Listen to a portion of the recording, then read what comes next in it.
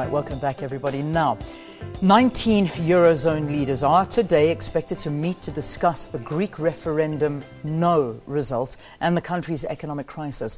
By voting no on Sunday's referendum, the Greek nation rejected austerity measures that the Troika, consisting of the European Commission, the European Central Bank and the International Monetary Fund, were demanding from Greece. Some of these measures included Greek budgetary and legal reform measures. But to find out what this vote means for Greece and, of course, our markets here in South Africa, we're joined in studio by Isaac Matshego, an economist from Nedbank. Isaac, good to have you. Welcome to Morning Live.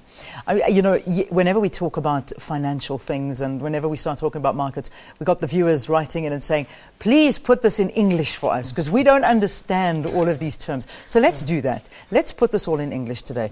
In a nutshell, what has happened to Greece? Why is it in the situation that it finds itself? Okay, just to take it back, Greece has historically been a tourism-dependent country.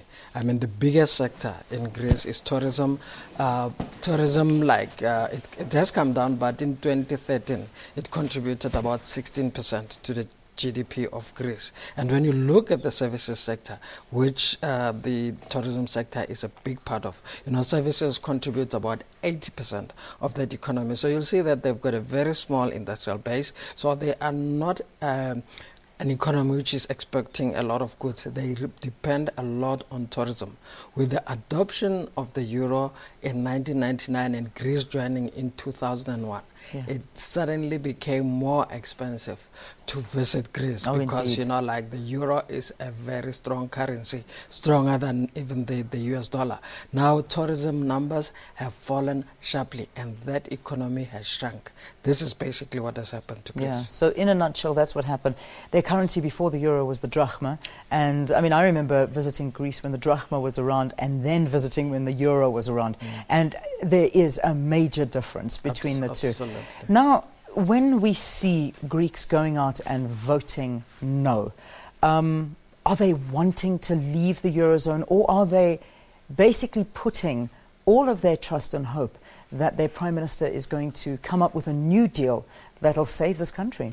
I think it's more that they trust that the minister, their Prime Minister rather, will be able to secure a better deal than what was proposed before.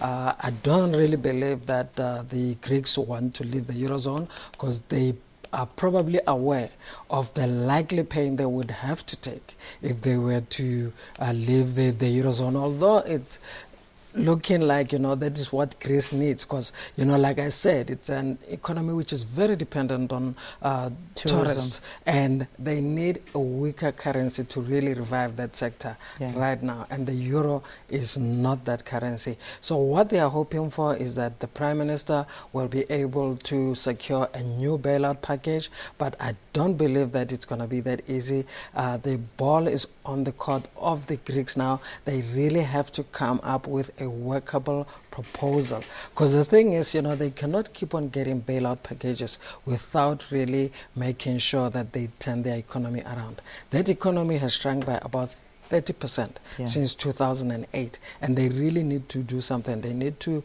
improve efficiency in that economy, and they really need to make sure that that economy can generate the tax revenue that is going to make that is going to enable them to repay their debts. All right, we look at what's happening in Greece. Banks are closed now. They have been for I think since just over a week. Monday, since last week Monday. They're still closed today. Every Greek person or anybody that's living there or visiting is only able to draw 60 euros a day, which at our currency rate is around about 800 rand, something like that, and no more than that. What's going to happen to the banks, though, and the banking system, and the fact that the country is running out of money? Yeah, Greece is going to have to secure a bailout today, because, you know, the minister, like I saw yesterday, the Prime Minister said the banks will be closed at least until tomorrow, and it's been reported that some of those banks are running out of cash. Once they run out of cash, they're going to need the European Central Bank to pump liquidity into the Greek banking system. And the ECB, I doubt, will do that without an agreement in place. The other thing is that, Greek banks have to repay about 3.5 billion euros to the ECB on the 20th of July. If there is no indication that they will be in a position to do that, the ECB is unlikely to pump more money into the Greek system and into the Greek banking system. And I believe if that happens, that will be the start of Greece exiting the Eurozone. And if they exit the Eurozone, it's going to be a very difficult period. They're going to have to reintroduce their own currency, which, by the way, is not going to have a lot of support, because Greece has got a very weak economy, it's got a very weak banking system, and there won't be any support for that currency. So it's going to be a very, very weak currency. So it could be a couple of years, 2 to 3, maybe up to 5, of a very tough situation in Greece before things stabilize. And logically speaking, I mean, if we look at the effect that it has on our markets very quickly, obviously the euro is our strongest trading currency.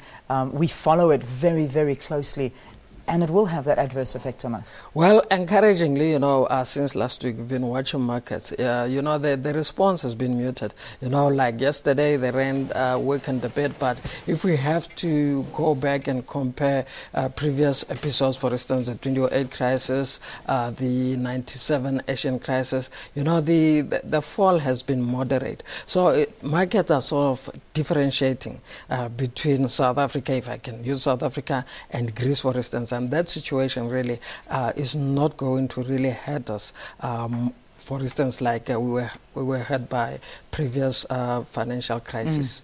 All right, let's leave it there. Isaac Matshego, big day today for Greece and for the European Union. Talking to us is Isaac Matshego, the economist at Nedbank. Let's take a break. When we return,